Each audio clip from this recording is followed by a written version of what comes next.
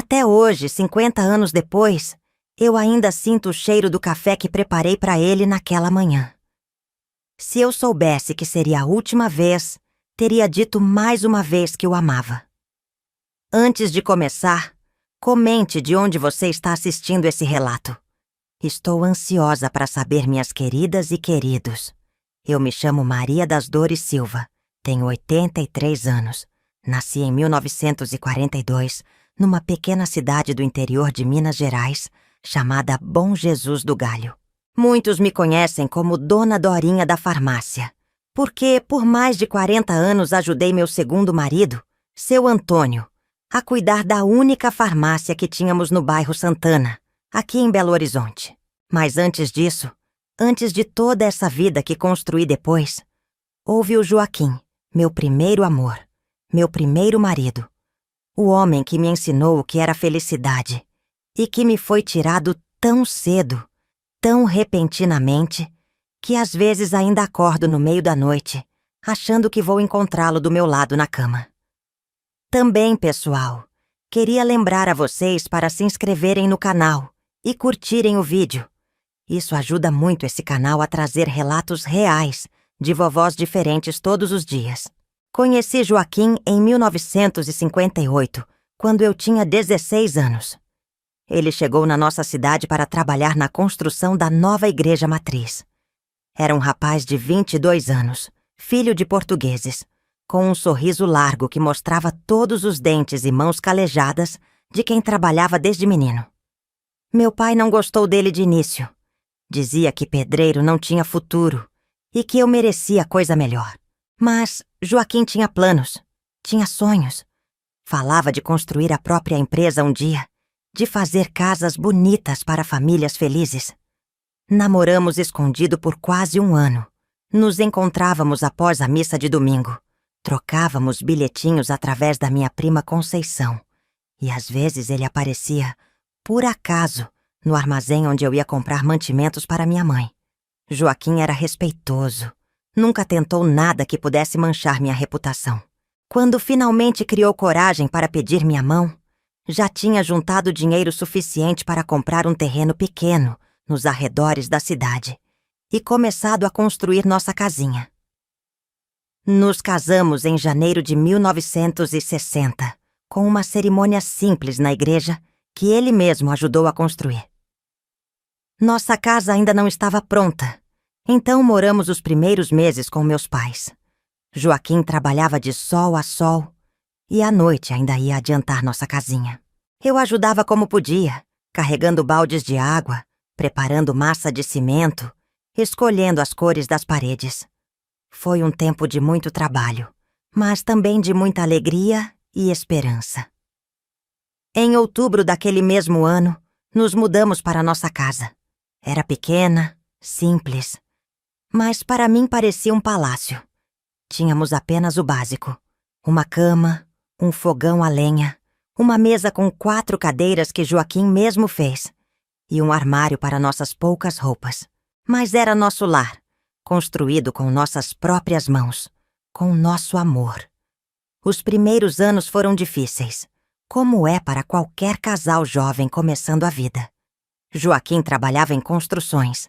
Às vezes precisava viajar para cidades vizinhas quando aparecia serviço. Eu comecei a costurar para fora, para ajudar nas despesas. Lembro que minha primeira máquina de costura foi presente dele no nosso primeiro aniversário de casamento. Trabalhou dobrado por 3 meses para poder comprá-la. Em 1962, tivemos nosso primeiro filho, o Joaquim Júnior. Foi a maior alegria da vida do meu marido. Ele chegava do trabalho coberto de poeira e ia direto para o berço, só para ficar olhando o menino dormir. "Olha o que nós fizemos, Dorinha", ele dizia com lágrimas nos olhos. "Um pedacinho de gente que vai ser melhor que nós dois juntos." Os sonhos de Joaquim começaram a se realizar quando, em 1965, ele conseguiu um empréstimo no banco para comprar seu primeiro caminhão de material de construção. Não era uma empresa ainda. Era só ele dirigindo o caminhão, entregando material, fazendo pequenas obras. Mas era o começo de algo maior, ele dizia. E eu acreditava nele. Sempre acreditei. Nossa família cresceu em 1967, quando nasceu nossa filha Aparecida, que chamávamos carinhosamente de Cida. Nossa casa também cresceu. Joaquim conseguiu comprar o terreno ao lado e duplicou o tamanho, construindo mais 2 quartos e uma sala maior. Agora ele já tinha 2 rapazes trabalhando com ele, fazendo entregas e ajudando nas obras. Aqueles foram os anos mais felizes da minha vida. Éramos uma família simples, trabalhadora, mas nunca nos faltou nada essencial. As crianças eram saudáveis, estudiosas. Joaquim era um pai presente, carinhoso, que mesmo cansado sempre tinha tempo para brincar com os filhos, para me abraçar na cozinha enquanto eu preparava o jantar, para me dizer que eu era a mulher mais bonita do mundo, mesmo quando eu estava desarrumada, com farinha no rosto de fazer pão. No início de 1970, Joaquim começou a ter dores de cabeça fortes. Eu dizia para ele ir ao médico, mas ele sempre respondia que era só cansaço, que ia passar.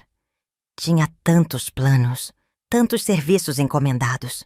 Estava construindo uma casa grande para o gerente do banco, que lhe dera o primeiro empréstimo. Um serviço importante que poderia abrir portas para trabalhos maiores.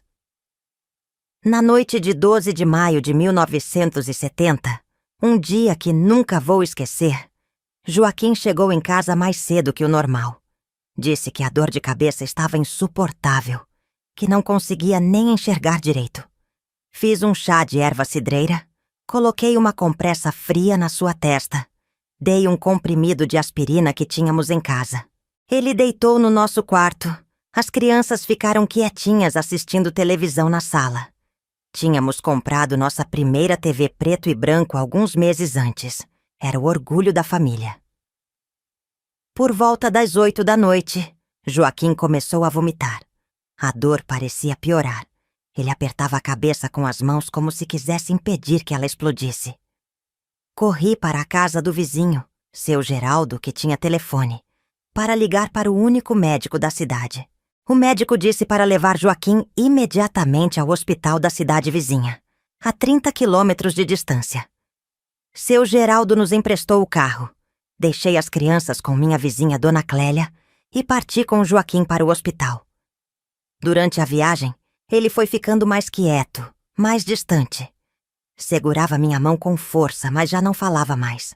Seus olhos pareciam não enxergar mais nada. Quando chegamos ao hospital, os médicos o levaram imediatamente.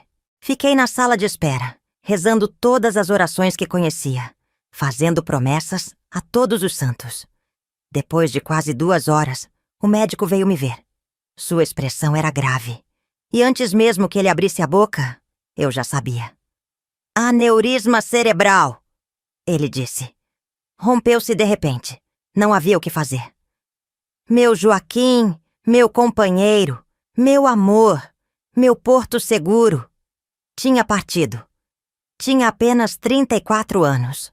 Tantos sonhos por realizar. 2 filhos pequenos para criar. Voltei para casa de madrugada, em estado de choque. Como contar para as crianças? Como seguir sem ele? A casa que construímos juntos com tanto amor, de repente parecia vazia, fria, sem propósito. O enterro foi marcado para o dia seguinte à tarde. Os parentes começaram a chegar logo cedo. Minha mãe veio ficar comigo, meu pai estava doente demais para viajar. Os irmãos de Joaquim vieram de São Paulo, onde moravam. E veio também Augusto, o meio-irmão de Joaquim por parte de pai. Ele era alguns anos mais velho que Joaquim, filho do primeiro casamento do sogro. Nunca tínhamos sido próximos. Ele raramente vinha nos visitar. E quando o fazia, sempre havia um clima estranho, tenso entre os irmãos. Naquele dia, Augusto se mostrou surpreso para todos ao aparecer prestativo, organizando as coisas do funeral, cuidando da papelada, me confortando com palavras que, na época, eu acreditei serem sinceras. Não se preocupe, cunhada, ele dizia. Vou ajudar você e as crianças. Meu irmão gostaria que eu cuidasse de vocês.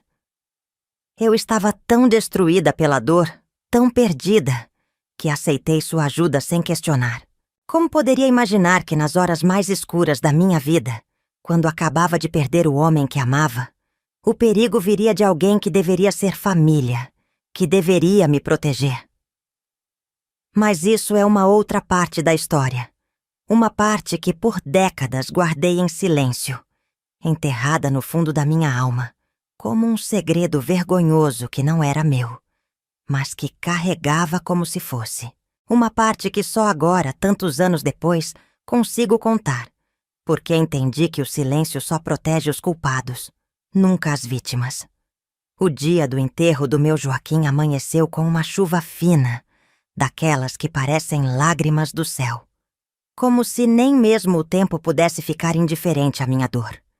Era 14 de maio de 1970, uma quinta-feira que ficaria marcada para sempre em minha memória, não apenas pela despedida do homem que amava, mas pelo que viria a acontecer depois.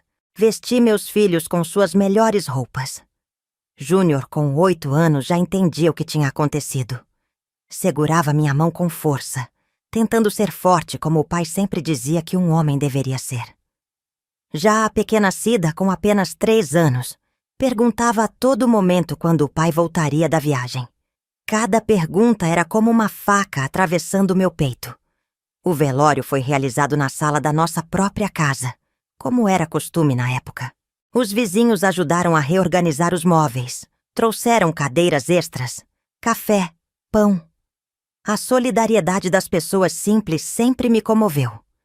Dona Josefa, nossa vizinha da frente, assumiu a cozinha como se fosse sua, servindo café para os visitantes, enquanto seu Geraldo, que nos emprestara o carro na noite anterior, organizava o transporte para o cemitério. O caixão estava posto sobre nossa mesa de jantar, aquela mesma que Joaquim construíra com suas próprias mãos, coberto por um tecido roxo, com um crucifixo e algumas flores silvestres que as crianças do bairro haviam colhido. A casa ficou lotada rapidamente. Joaquim era querido na comunidade. Construíra tantas casas. Ajudara tantas famílias. O padre Antônio chegou cedo, fez suas orações, tentou me confortar com palavras sobre vontade divina e planos de Deus, que naquele momento soavam como um insulto à minha dor. Eu estava em transe, recebendo abraços, palavras de conforto que mal conseguia processar. Minha mãe se ocupava das crianças, tentando distraí-las um pouco, levando-as para o quintal quando o choro compulsivo tomava conta de mim. E Augusto, o meio-irmão de Joaquim, continuava a se mostrar prestativo, recebendo as pessoas na porta, organizando as contribuições para o funeral, conversando com o dono da funerária. Você precisa descansar um pouco, cunhada. Ele me disse por volta do meio-dia, quando já estávamos há quase 24 horas acordados. Vá para o quarto, deite-se um pouco. Eu cuido de tudo aqui, não se preocupe. Relutei inicialmente, mas o cansaço era tanto, a dor tão profunda, que acabei cedendo. Fui para meu quarto, aquele que eu dividia com Joaquim, e me sentei na cama. Não consegui deitar. O travesseiro ainda guardava o formato da cabeça dele. O cheiro do seu suor trabalhador ainda impregnava o lençol. Chorei silenciosamente, as lágrimas escorrendo sem que eu sequer piscasse. A porta se abriu de repente. Era Augusto.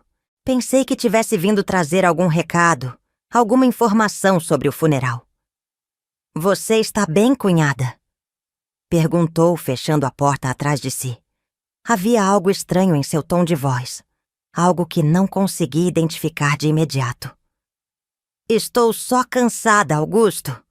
Obrigada por ajudar com tudo, respondi, enxugando as lágrimas. Ele se aproximou, sentou-se ao meu lado na cama, muito perto, desconfortavelmente perto. Você sabe que sempre achei você uma mulher muito bonita, não é, Dorinha? Disse ele, usando o apelido carinhoso que só Joaquim costumava usar. Olhei para ele confusa, Um alarme soando em algum lugar distante da minha mente entorpecida pela dor.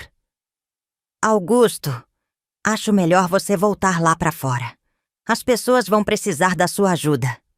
Tentei dizer, mas minha voz saiu fraca, trêmula. Ninguém vai sentir minha falta por alguns minutos, respondeu ele, colocando a mão no meu joelho. Além disso, você vai precisar de um homem para cuidar de você e das crianças agora. Joaquim gostaria que fosse eu. Tentei me levantar, mas ele agarrou meu braço com força, me puxando de volta. Seu rosto estava diferente agora. Uma expressão que nunca tinha visto antes. Um misto de desejo e raiva que me gelou o sangue. Me solta, Augusto! Isso não está certo. Seu irmão acabou de morrer. Implorei, tentando manter a voz baixa para não alarmar os convidados na sala. Meu meio-irmão, corrigiu ele com uma frieza que me assustou ainda mais. Aquele que sempre teve tudo. O favorito do papai, o queridinho da cidade, o homem de família perfeito. E eu? Eu sempre fui o bastardo, o filho da outra, o que nunca era bom o suficiente. Enquanto falava, sua mão subia pela minha perna, seus dedos apertando minha carne com uma violência contida. Tentei empurrá-lo, mas ele era muito mais forte. Com um movimento brusco, ele me jogou contra a cama, seu corpo pesado sobre o meu, sua respiração quente e acre contra meu rosto.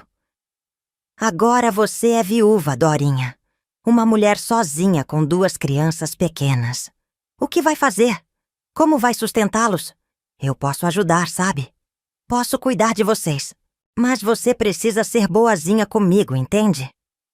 Suas mãos começaram a puxar meu vestido preto de luto, sua boca buscando a minha, enquanto eu virava o rosto. Lágrimas de desespero e humilhação correndo pelo meu rosto. Tentei gritar, mas ele cobriu minha boca com uma das mãos. Grita e eu conto para todo mundo que você me seduziu no dia do enterro do seu marido. Quem você acha que vão acreditar? Em mim, o irmão enlutado? Ou em você, a viúva sem vergonha? Naquele momento, ouvi a voz do meu filho do outro lado da porta. Mamãe, vovó está te procurando.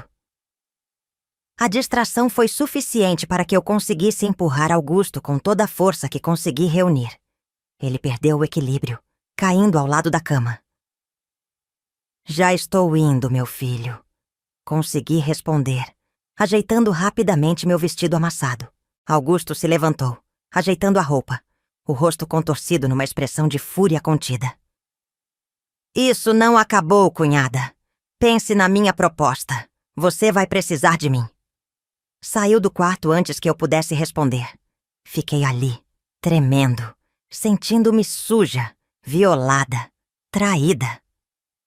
No dia em que deveria estar me despedindo do meu amado marido, fui atacada por alguém da própria família. Alguém que deveria estar me apoiando, me protegendo. Lavei o rosto com água da bacia que tínhamos no quarto. Tentei recompor minha aparência o melhor que pude. Não podia me dar ao luxo de desabar agora. Meus filhos precisavam de mim. O funeral precisava acontecer. A vida precisava, de alguma forma incompreensível, continuar. Saí do quarto e me juntei novamente aos convidados. Augusto estava lá, conversando com alguns homens como se nada tivesse acontecido. Quando nossos olhares se cruzaram, ele sorriu. Um sorriso que só eu podia interpretar corretamente. Uma promessa sinistra de que aquele momento terrível no quarto seria apenas o começo. O cortejo para o cemitério saiu por volta das 4 da tarde. Caminhamos lentamente pelas ruas de paralelepípedos da nossa cidade. O caixão carregado por amigos de Joaquim, seguido por uma procissão de pessoas vestidas de preto, guarda-chuvas abertos contra a chuva que continuava caindo. No cemitério, sob um céu cinzento que parecia refletir minha alma, escutei o padre rezar a última bênção. Vi o caixão de Joaquim descer à terra. Joguei a primeira pá de terra sobre ele, como manda a tradição. Meus filhos choravam abertamente agora, finalmente compreendendo a finalidade do que estava acontecendo. Abracei-os com força, como se pudesse protegê-los do mundo cruel que havia nos roubado Joaquim. E, naquele mesmo dia, roubado também a pouca dignidade que me restava. Durante todo o tempo, sentia os olhos de Augusto em mim, calculadores, pacientes, como um predador esperando o momento certo para atacar novamente. A cerimônia acabou. As pessoas começaram a se dispersar, voltando para suas vidas normais enquanto a nossa tinha sido destroçada para sempre. Augusto se aproximou para se despedir, como se fôssemos uma família normal, como se nada tivesse acontecido naquele quarto. Estarei de volta amanhã para ajudar com os documentos, cunhada, disse ele em voz alta para que todos ouvissem sua falsa solidariedade. Então, baixando a voz para que só eu escutasse, acrescentou: e para continuarmos nossa conversa particular, você vai precisar de um homem na casa agora. Naquela noite, depois que as últimas visitas partiram, depois que minha mãe finalmente conseguiu fazer as crianças dormirem, fiquei sozinha na cozinha da nossa casa. A casa que construímos com tanto amor, que agora parecia uma prisão. Um lugar ameaçador. Sentei-me à mesa, a mesma que horas antes sustentara o caixão de Joaquim, e tomei a decisão mais difícil e mais importante da minha vida. Não poderíamos ficar ali. Augusto voltaria, como prometera, e dessa vez eu poderia não ter a sorte de ser interrompida. Ele não pararia, eu sabia disso. O ódio que vi em seus olhos, o ressentimento acumulado por anos contra o irmão, agora seria direcionado a mim e, quem sabe, até mesmo às crianças. Antes do amanhecer, com o pouco dinheiro que tínhamos guardado, algumas roupas e as poucas lembranças que consegui carregar, peguei meus filhos ainda adormecidos e parti. Deixei um bilhete para minha mãe, pedindo desculpas por partir assim, sem explicações adequadas, prometendo entrar em contato quando estivéssemos seguros. Pegamos o primeiro ônibus para Belo Horizonte. Uma cidade grande, onde ninguém nos conheceria, onde Augusto não poderia nos encontrar facilmente. Uma cidade assustadora para uma mulher do interior com 2 crianças pequenas e o coração partido. Mas também uma cidade de oportunidades, de recomeços. O que eu não sabia naquela madrugada, enquanto observava pela janela do ônibus as luzes da minha cidade ficarem para trás, era que aquela fuga desesperada seria apenas o começo de uma longa jornada de sofrimento, luta e, eventualmente, redenção. O que eu não podia imaginar é que carregaria o peso daquele dia, o dia em que perdi Joaquim, o dia em que fui atacada no nosso próprio quarto, por décadas, em silêncio, como um veneno lento que corroía minha alma dia após dia. Mas isso já é outra parte da história. A parte em que tive que aprender a viver de novo, a confiar de novo, a amar de novo. A parte mais difícil e, paradoxalmente, a mais redentora. Chegar em Belo Horizonte com 2 crianças pequenas, alguns trocados no bolso e o coração destroçado, foi como mergulhar num abismo sem fundo. A rodoviária fervilhava de gente, barulho, movimento. Tudo tão diferente da nossa cidadezinha pacata. Júnior agarrava minha mão com força, olhos arregalados diante daquele mundo novo e assustador. Cida, ainda sonolenta, choramingava em meu colo, pedindo pelo pai. "Para onde vamos, mãe?" perguntou Júnior, a voz pequena, quase engolida pelo burburinho da estação. Engoli em seco. Para onde? Eu mesma não sabia. "Primeiro vamos tomar um café e pensar, meu filho." Encontramos uma lanchonete na própria rodoviária. Com o pouco dinheiro que tínhamos, pedi um café para mim e pão com manteiga e leite para as crianças. Sentados ali, cercados por desconhecidos apressados, tentei organizar meus pensamentos. Tinha cerca de 3 contos de réis comigo. Todas as economias que Joaquim e eu guardávamos em uma lata de biscoitos escondida no quarto. Não duraria muito tempo. Uma senhora de idade sentou-se à mesa ao lado, observando-nos com curiosidade. Percebendo meu desamparo, Iniciou conversa. A senhora está bem? Parece perdida. Algo naqueles olhos bondosos, emoldurados por rugas profundas, me deu coragem para contar parte da verdade. Acabei de chegar do interior com meus filhos. Meu marido faleceu e precisávamos de um novo começo. A senhora que se apresentou como Dona Clotilde apertou minha mão com compaixão. Está procurando onde ficar? Conheço uma pensão barata e decente no bairro Floresta. A dona é minha comadre. Posso apresentá-la. Aquela oferta inesperada de ajuda foi como um fio de esperança em meio ao desespero. Aceitei imediatamente. Dona Clotilde nos levou até a pensão da Dona Jurema, uma casa grande e antiga, convertida em quartos de aluguel, principalmente para estudantes e trabalhadores solteiros. Por misericórdia, ou talvez pelo olhar suplicante da amiga, Dona Jurema nos ofereceu um quartinho no fundo, junto à lavanderia. Não é o ideal para crianças, explicou ela. Mas é o que posso oferecer por enquanto. O aluguel é mais barato, e você pode ajudar na lavanderia para abater no valor. O quarto era minúsculo. Uma cama de solteiro, um colchonete no chão, um pequeno armário e uma mesinha. O banheiro era compartilhado com outros hóspedes. Nada comparado à nossa casinha construída com tanto amor em Bom Jesus do Galho. Mas era um teto sobre nossas cabeças. E mais importante, era longe de Augusto. Nos primeiros dias, me debati entre o luto pelo marido e o trauma do abuso sofrido.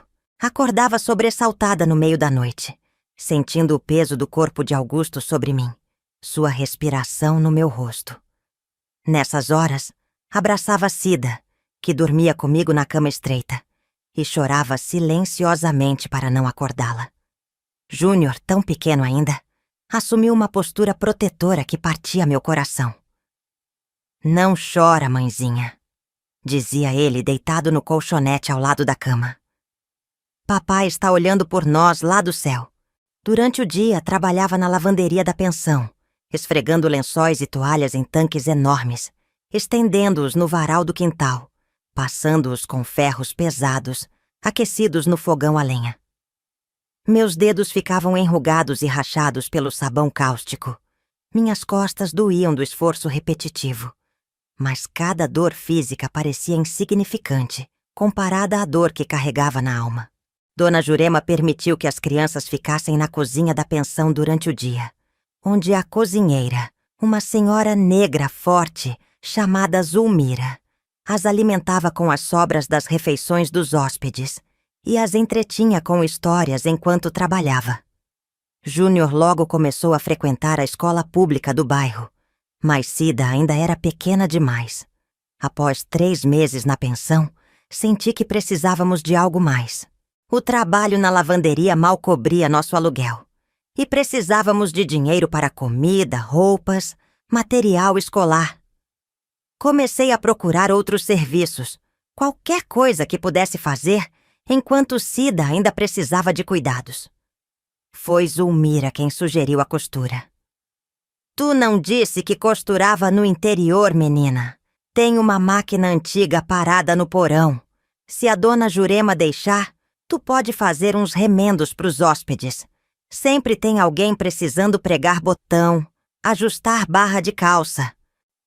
A máquina era um modelo antigo da Singer, com pedal, bem diferente da minha que ficara para trás. Mas funcionava, e minhas mãos lembravam do ofício.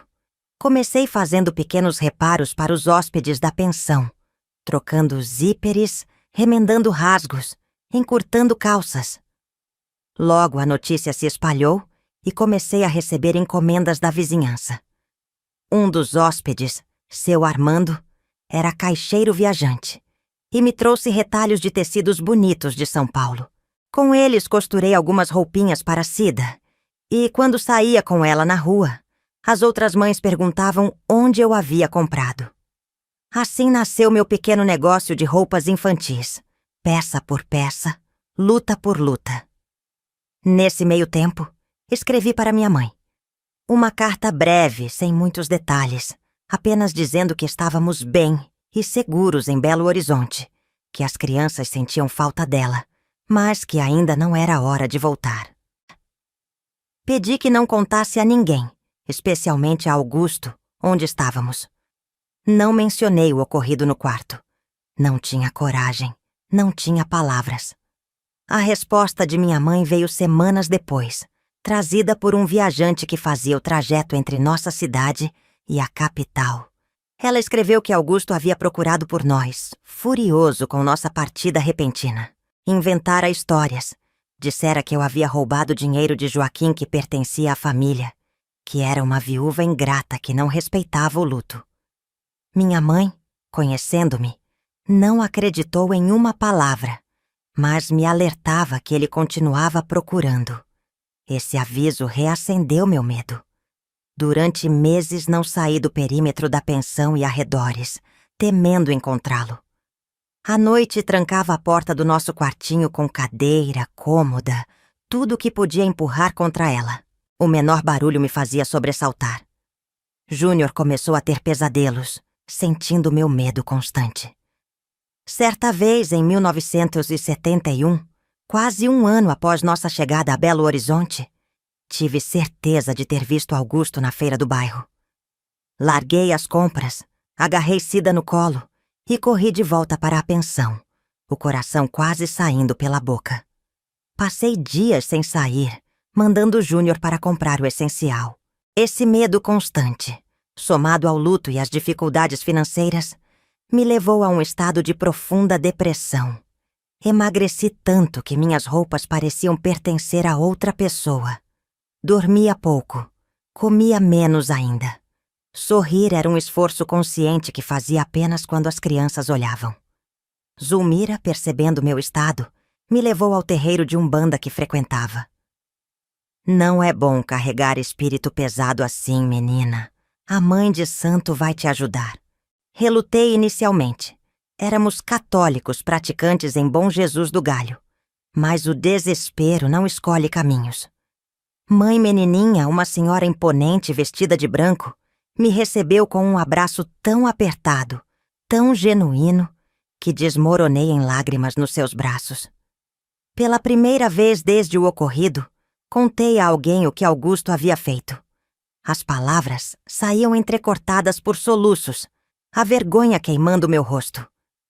Mãe Menininha ouviu tudo em silêncio, segurando minhas mãos entre as suas. "Filha", disse ela finalmente, "a vergonha não é sua para carregar. É dele. Você não fez nada de errado. Nada. Ouviu bem? Foi vítima 2 vezes, da morte que levou seu marido e da maldade que habita o coração daquele homem." Aquelas palavras, embora não pudessem apagar o ocorrido, foram como um bálsamo para minha alma ferida. Mãe Menininha fez uma limpeza espiritual, defumando meu corpo com ervas, entoando cantos em língua que eu não compreendia. Me deu um banho de ervas para fechar o corpo e uma guia de contas brancas e azuis para proteção. "A ferida vai sarar com o tempo, filha. Não completamente. Algumas feridas deixam cicatrizes para nos lembrar do que sobrevivemos. Mas você vai ficar forte de novo, por você e por seus filhos." Voltei para a pensão mais leve, como se um peso tivesse sido parcialmente removido dos meus ombros. Não estava curada. Longe disso, mas havia dado o primeiro passo, quebrar o silêncio, ainda que para uma única pessoa. O tempo passou, como sempre passa, indiferente às nossas dores. 1972, 1973. Os dias se transformavam em semanas, meses, anos. Meu pequeno negócio de costura cresceu o suficiente para alugarmos um cômodo maior na mesma pensão. Júnior era um excelente aluno, sempre entre os primeiros da classe. Cida começou a frequentar a escola também, uma menina doce que herdara o sorriso largo do pai. Em 1974, consegui alugar uma pequena sala comercial na rua de trás, onde instalei meu ateliê de costura. "Confecções Dorinha", dizia a placa simples na porta. Não era nada grandioso, mas era meu, fruto do meu trabalho, da minha persistência. Contratei uma ajudante, a jovem Neuza, filha de uma vizinha que tinha talento com a agulha. Mas apesar das melhorias materiais, por dentro continuava quebrada. Evitava relacionamentos, desconfiava de qualquer homem que se aproximasse com intenções além da amizade. Quando algum cliente ou conhecido demonstrava interesse, inventava desculpas. Dizia que ainda amava meu falecido marido, o que não deixava de ser verdade. Que dedicava minha vida aos filhos. A verdade era que o toque de um homem me causava pânico instantâneo. Flashbacks do que acontecera naquele quarto me assaltavam nos momentos mais inesperados, preparando o jantar, costurando um vestido, penteando o cabelo de Cida. O cheiro de suor masculino em um ônibus lotado era suficiente para me fazer descer no ponto seguinte, nauseada e trêmula. O medo de Augusto também persistia, embora com menos intensidade. Evitava visitar nossa cidade natal, mesmo quando soube da doença de minha mãe, em 1975. Mandei dinheiro para seu tratamento, mas não tive coragem de ir vê-la. Quando faleceu, no ano seguinte, o remorso por não ter me despedido somou-se ao peso que já carregava. Foi nesse período que comecei a ter problemas de saúde. Enxaquecas frequentes, dores de estômago que nenhum remédio aliviava, insônia crônica. O médico do posto de saúde disse que era nervoso. Receitou calmantes que me deixavam zonza e incapaz de trabalhar. Abandonei-os após algumas semanas. "Mãe, você precisa conversar com alguém", insistia Júnior, agora com 14 anos, já percebendo que havia algo além do luto na minha tristeza constante. "A professora de ciências disse que tem médicos que tratam dos problemas da cabeça, não só do corpo." Psicólogos e psiquiatras eram raros naquela época, especialmente acessíveis a pessoas de poucos recursos como nós. Além disso, o estigma era grande. "Médico de louco", diziam as pessoas. Mas a preocupação crescente dos meus filhos, somada ao agravamento dos sintomas físicos, me fez procurar ajuda. Foi através de um programa social da igreja que encontrei a doutora Helena, uma das poucas psicólogas que atendia gratuitamente na periferia. Uma mulher de meia-idade, olhos gentis por trás de óculos grossos, que me ouvia com uma atenção que eu jamais havia experimentado. Nas primeiras sessões, falei apenas da morte de Joaquim, das dificuldades de criar os filhos sozinha, da saudade da minha cidade. Mas doutora Helena, com sua escuta atenta, percebia que havia algo mais. "Dona Maria, há algo que a senhora ainda não me contou. Algo que parece pesar muito", disse ela certo dia, após eu relatar mais uma noite de pesadelos. E então, como uma represa que se rompe, as palavras jorraram. Contei tudo: o funeral, o quarto, as mãos ásperas de Augusto, o hálito de café e cigarro, as ameaças, a fuga desesperada. Chorei como não chorava há anos, soluços profundos que pareciam vir do fundo da alma. Doutora Helena não demonstrou choque ou julgamento, apenas compaixão.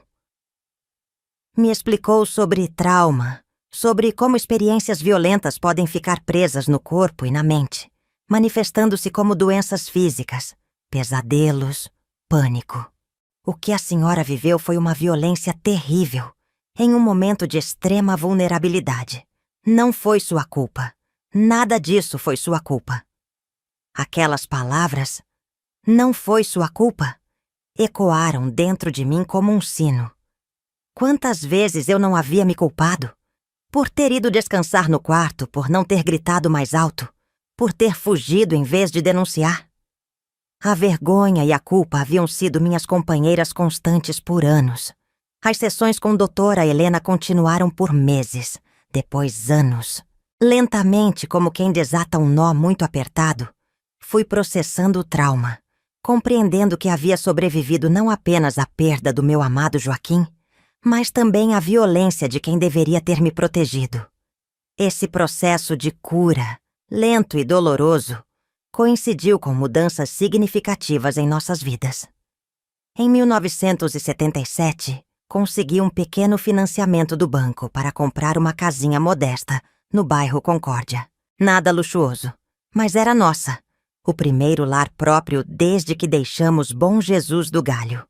A confecção prosperava, fornecendo uniformes escolares para 2 escolas da região. Júnior, prestes a completar o colegial, sonhava em cursar engenharia, como o pai. Cida, com seus 10 anos, demonstrava talento para o desenho, criando modelos que eu, por vezes, adaptava para minhas confecções. Superficialmente, éramos uma família que havia superado grandes dificuldades.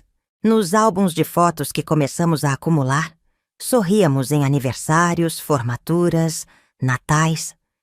Mas por baixo desses sorrisos, eu ainda carregava as cicatrizes do que acontecera naquele dia de maio de 1970. Cicatrizes que, como mãe menininha previra, jamais desapareceriam completamente, mas que começavam finalmente a doer um pouco menos. O caminho para a verdadeira cura, porém, exigiria mais de mim. Exigiria que eu enfrentasse não apenas o passado, mas também o futuro. E, principalmente, que enfrentasse meu agressor. Algo que, até então, parecia impossível. Foi em julho de 1978, numa tarde chuvosa típica do inverno mineiro, que o passado finalmente me alcançou. Eu estava no ateliê, ajudando Cida com um trabalho escolar, enquanto a máquina de costura descansava. A sineta da porta tilintou e, quando levantei os olhos, meu sangue gelou nas veias. Augusto estava ali, parado na soleira, o chapéu gotejando água da chuva, 8 anos mais velho, mas com o mesmo olhar que me assombrava nos pesadelos. "Finalmente te encontrei, cunhada", disse ele, a voz carregando aquele tom que só eu reconhecia por trás da aparente cordialidade. Cida, percebendo minha súbita palidez, agarrou minha mão. "Mamãe, quem é esse homem?" Meus lábios estavam secos, meu coração martelava com tanta força que pensei que fosse desmaiar. Mas algo havia mudado em mim ao longo daqueles anos. Não era mais a jovem viúva desamparada, quebrada pela dor. "Cida, vá lá pra dentro e chame a Neuza. Diga a ela para telefonar para seu irmão na faculdade." Minha filha hesitou, sentindo o perigo na tensão do ar, mas obedeceu, esgueirando-se para os fundos do ateliê. Augusto fechou a porta atrás de si, o sino tintilando novamente como um alerta. "Bonito lugar que você montou aqui, Dorinha." Prosperando enquanto deixou todo mundo para trás, até sua própria mãe que morreu chamando seu nome. A menção à minha mãe foi como uma facada. A culpa pelo abandono forçado, pela despedida que nunca aconteceu, ainda doía profundamente. "O que você quer, Augusto?" perguntei, grata por minha voz não tremer. Ele se aproximou, examinando os tecidos expostos, passando os dedos sobre uma máquina nova que eu havia comprado há pouco. "Só quero o que é meu por direito.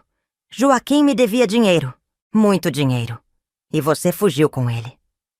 Era mentira, é claro. Mais uma das muitas mentiras que ele construíra para justificar sua perseguição, seu ódio. "Joaquim não te devia nada. E mesmo se devesse, já se passaram 8 anos. Por que agora?" Ele sorriu, aquele sorriso torto que fazia meu estômago revirar. "Porque agora você tem algo a perder, não é? Um negócio próprio, uma casinha. Aquela menininha bonita que acabou de sair. Quantos anos ela tem? 11? 12? Idade perigosa." A ameaça velada à minha filha despertou algo primitivo dentro de mim. Um ódio profundo, uma coragem que eu não sabia possuir. "Saia daqui!" ordenei a voz baixa, mas firme. "Saia agora ou eu grito e chamo todos os vizinhos. E dessa vez eu conto tudo. Tudo o que você fez naquele quarto, no dia do enterro do seu próprio irmão." A expressão dele se transformou em fúria. "Quem acreditaria em você? Uma viúva que abandonou a família, que fugiu como uma criminosa? Eu acreditaria nela." A voz de Júnior soou da porta dos fundos. Meu filho, agora com 16 anos, alto e forte como o pai, Encarava o tio com um misto de confusão e determinação. Atrás dele estavam Neuza e Cida, olhos arregalados. Júnior, disse Augusto, tentando recuperar a compostura. Você cresceu, garoto. Sou seu tio Augusto, irmão do seu pai. Eu sei quem você é, respondeu Júnior, aproximando-se para ficar ao meu lado. E sei que está perturbando minha mãe. Quero que você saia. Augusto olhou de mim para Júnior, percebendo que a situação havia mudado. Não era mais o predador encurralando uma presa fácil. Isso não acabou, Dorinha, murmurou ele, recuando para a porta. Eu volto quando não estiver cercada por crianças. Quando a porta se fechou atrás dele, minhas pernas finalmente cederam. Desabei numa cadeira, tremendo incontrolavelmente. Júnior, Cida e Neuza me cercaram, preocupados, fazendo perguntas que eu mal conseguia processar. Naquela noite, depois que Cida adormeceu, sentei-me com Júnior na cozinha de nossa pequena casa. O relógio de parede marcava quase meia-noite quando finalmente encontrei coragem para contar a verdade ao meu filho. No dia do enterro do seu pai, comecei, a voz quase inaudível. Narrei tudo, cada detalhe doloroso que havia guardado por 8 longos anos. A cada palavra, sentia um peso se erguendo dos meus ombros, mas via também a dor e a raiva crescerem nos olhos do meu filho.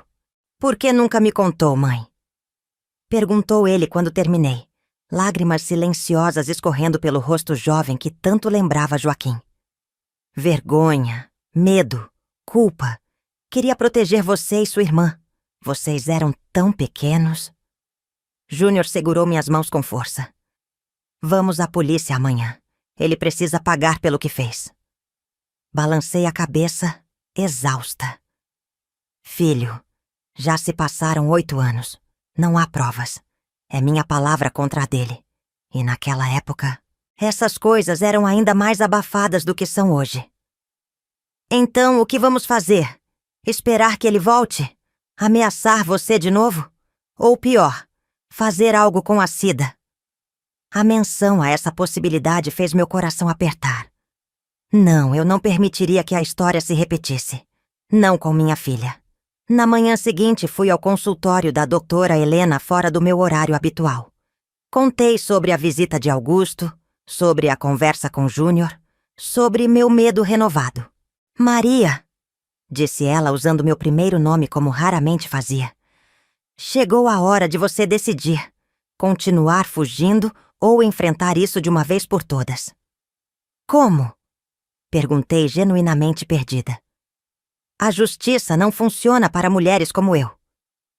Há outras formas de justiça além dos tribunais, respondeu ela com uma firmeza incomum. A verdade também é uma forma de justiça. Naquela tarde, tomei uma decisão que mudaria o curso das nossas vidas. Chamei Júnior e Cida para uma conversa séria. Vamos voltar para Bom Jesus do Galho. Anunciei. Preciso enfrentar o passado para que possamos ter um futuro em paz.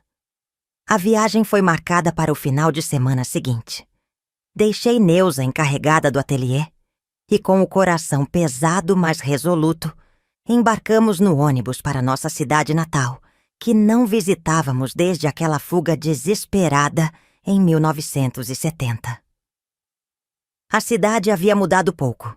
As mesmas ruas de paralelepípedos, a igreja matriz que Joaquim ajudara a construir, a praça onde nos encontrávamos secretamente durante o namoro. Cada esquina guardava memórias que me assaltavam como flashbacks vívidos. Nossa antiga casa ainda estava lá, agora ocupada por outra família. Parei em frente por alguns minutos, contemplando silenciosamente a varanda onde Joaquim e eu planejávamos nosso futuro, nas noites quentes de verão. Ficamos hospedados na casa de tia Genoveva, irmã de minha mãe, a única familiar com quem mantive contato mínimo ao longo dos anos. Embora surpresa com nossa visita repentina, ela nos recebeu com lágrimas de alegria, especialmente ao ver como as crianças haviam crescido. Você vai ao encontro da Irmandade de Nossa Senhora amanhã à tarde? Perguntei casualmente durante o jantar. Tia Genoveva confirmou com a cabeça. Toda quinta-feira, como sempre. Por quê? Quer vir comigo? Quero. Na verdade, gostaria de falar com as senhoras, se for possível. Minha tia pareceu intrigada, mas não questionou. A Irmandade reunia as mulheres mais influentes da cidade. Esposas de comerciantes, professoras, viúvas respeitadas, incluindo a cunhada de Augusto, Dona Carmela, uma senhora severa que comandava a Irmandade com mão de ferro. Na quinta-feira, vesti meu melhor vestido, um azul marinho discreto que eu mesma costurara, e acompanhei tia Genoveva até o salão paroquial. Cerca de 20 mulheres estavam presentes, muitas das quais reconheci imediatamente, apesar dos anos passados. Houve burburinho quando entrei. A viúva que fugira no dia seguinte ao enterro do marido, abandonando a família, causando escândalo. Os olhares curiosos, os cochichos mal disfarçados, não me intimidaram como teriam feito anos atrás. Dona Carmela, agora com os cabelos completamente brancos, presidia a reunião. Quando chegou o momento dos assuntos diversos, tia Genoveva ergueu a mão. Minha sobrinha Maria das Dores gostaria de dirigir algumas palavras à Irmandade, se as senhoras permitirem. Houve hesitação, olhares trocados, mas a curiosidade prevaleceu. Dona Carmela assentiu secamente, cedendo-me a palavra. Levantei-me, as mãos ligeiramente trêmulas, mas a voz firme. Agradeço a oportunidade de falar às senhoras. Sei que muitas de vocês devem ter perguntas sobre minha partida repentina há 8 anos atrás. Hoje vim responder essas perguntas e contar uma verdade que mantive em silêncio por tempo demais. O salão mergulhou em silêncio absoluto enquanto eu narrava, sem omitir detalhes, o que acontecera naquele quarto, durante o velório de meu marido. Falei do abuso, das ameaças, do terror que me fez fugir no meio da noite com 2 crianças pequenas. Falei dos anos de luta para sobreviver, do trauma, dos pesadelos e, finalmente, da visita recente de Augusto ao meu ateliê, das novas ameaças. Quando terminei, o silêncio era ensurdecedor. Algumas mulheres choravam silenciosamente, outras olhavam fixamente para as próprias mãos. Dona Carmela estava pálida, os lábios comprimidos em uma linha fina. Por que deveríamos acreditar em você? Perguntou finalmente, a voz trêmula de emoção contida. Por que agora, depois de tanto tempo? Por que não sou mais a única? Respondi simplesmente. A porta do salão se abriu e 3 mulheres entraram. Mulheres que eu não conhecia, mas que, tora, Helena havia me ajudado a encontrar através de sua rede de contatos profissionais. Ex-funcionárias da fábrica de Augusto em cidades vizinhas, cada uma com sua própria história de abuso, silenciamento e medo. Uma a uma, elas contaram suas experiências.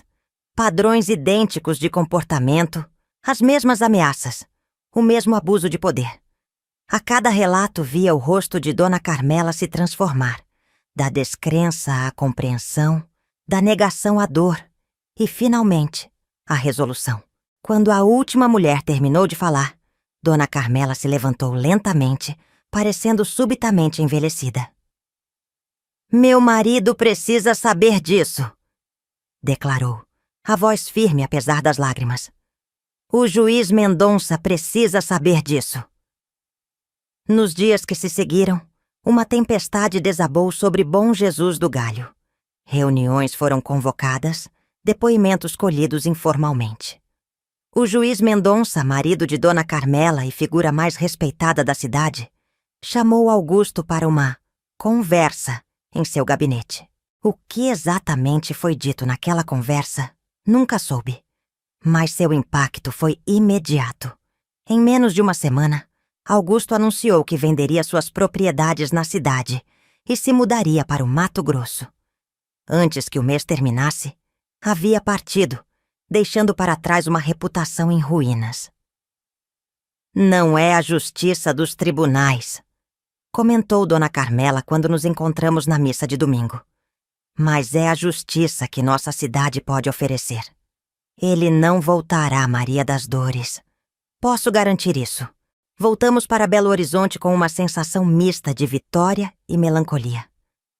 A justiça formal com processos e sentenças não aconteceu. Mas a verdade havia sido exposta, reconhecida, validada. O silêncio que por tanto tempo me aprisionara estava quebrado, e com ele, as correntes invisíveis que me prendiam ao passado. Ao retornar para nossa vida na capital, percebi que algo fundamental havia mudado dentro de mim. Os pesadelos, tão frequentes por anos, tornaram-se raros. O peso no peito que carregava constantemente começou a aliviar, como uma ferida antiga finalmente cicatrizando corretamente. No ano seguinte, 1979, aconteceu algo que jamais pensei ser possível novamente em minha vida.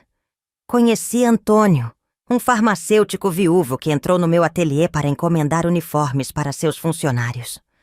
Um homem gentil, de olhos bondosos e mãos cuidadosas que nunca se moviam bruscamente. Nosso relacionamento cresceu lentamente, construído sobre conversas sinceras, respeito mútuo e uma compreensão profunda das cicatrizes que ambos carregávamos. Contei-lhe toda a minha história, sem omissões. Ele escutou, chorou comigo e prometeu nunca fazer ou dizer nada que pudesse me lembrar daquele trauma. Em 1980, nos casamos em uma cerimônia simples. Júnior, prestes a se formar em engenharia, conduziu-me ao altar. Cida, então com 13 anos, foi nossa dama de honra. A pequena farmácia de Antônio e meu ateliê de costura se fundiram em um negócio familiar que prosperou nos anos seguintes. Não foram apenas os aspectos materiais e emocionais da minha vida que se transformaram. Comecei a falar abertamente sobre minha experiência, primeiro em grupos de apoio a mulheres organizados pela doutora Trelena, depois em palestras para profissionais de saúde mental e serviço social. Em 1985, participei da fundação da primeira associação de apoio a vítimas de abuso sexual em Belo Horizonte. Cada vez que compartilhava minha história, cada vez que via nos olhos de outra mulher o reconhecimento da própria dor e a centelha de esperança que minha trajetória acendia, sentia que estava transformando o sofrimento em propósito. O que Augusto pretendera como minha destruição tornara-se, através de um longo e doloroso processo, uma fonte de força e significado. Hoje, olhando para trás do alto dos meus 83 anos, vejo uma vida marcada por perdas inimagináveis, mas também por ganhos igualmente extraordinários. Meus filhos cresceram fortes e íntegros, apesar das adversidades. Júnior, seguindo os passos do pai, tornou-se um engenheiro respeitado, construtor de pontes e estradas pelo Brasil. Cida, inspirada por nossas lutas, formou-se em direito e hoje defende mulheres vítimas de violência. A dor nunca desaparece completamente. Há dias em que as lembranças retornam, nítidas como fotografias recém-reveladas. O rosto de Joaquim, jovem e sorridente, construindo nossa casa com as próprias mãos. O peso esmagador do corpo de Augusto sobre o meu, no dia mais vulnerável da minha vida. A sensação de desamparo ao chegar em Belo Horizonte, com 2 crianças pequenas e um coração despedaçado.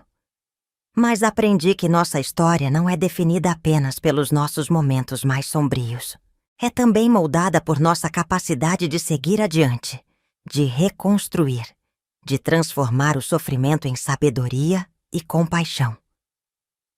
É isso que tento ensinar às mulheres jovens que hoje me procuram, buscando conselhos ou simplesmente uma ouvinte que possa compreender sua dor. Não permita que a violência que sofreu determine quem você é. Digo a elas, permita que ela revele quem você pode se tornar. Quando olho para minhas mãos hoje, enrugadas e marcadas pelo tempo, Vejo nelas a história da minha vida. Mãos que costuraram tecidos e sonhos, que secaram lágrimas de dor e de alegria, que seguraram filhos e netos, que escreveram cartas e depoimentos, que se ergueram em protestos e se juntaram em orações. Mãos que um dia tremeram de medo, mas que aprenderam a se erguer em defesa própria e de tantas outras. Essa é minha história. Uma história de perda, sim, mas também de encontro. De trauma, sim, mas também de cura.